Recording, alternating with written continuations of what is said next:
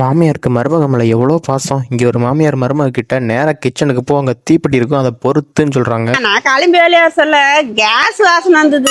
அதை செக் பண்றதுக்காக தான் உன்னை போய் பத்த வைக்க சொன்னேன். நாதாரி குடும்பம் நினைச்சா நாசக்கார குடும்பம் இருக்கு. அநியாயமா ஒரு உசுரை கொல்ல பாத்தீங்களே.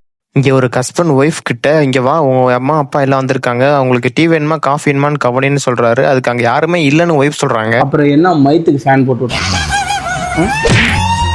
மைத்துக்கு ஃபேன் போட்டு ஒரு ஃபேனா பண்ண எப்படி சிக்கிரிக்கம் பாத்தியாப்பா. இதுக்கு தான் பெண்களை சமைக்க விட மாட்டாங்களா? இங்க ஒரு அக்கா அண்ணன் கிட்ட கடையில் வாங்கி திங்கிறதுக்கு உனக்கு நான் பண்ணு சுட்டு தரேன்னு சமைக்க போறாங்க. திடீர்னு கிச்சன்ல இருந்து சிலிண்டர் வெடிக்கிற சத்தம் கேக்குது. சமையல் திறமை நீ பார்த்ததுலே பக்கத்துல ஒருத்தன் தீஞ்சி போய் உட்காந்து வரான்டா. இங்க ஒரு ஹஸ்பண்ட் ஒய்ஃப் மேல தண்ணியை ஊத்துறாங்க. அவங்க கோவத்துல துண்டை தூக்கி மேல எறிறாங்க. அவர் செத்த மாதிரி ஆக்ட் பண்றாரு.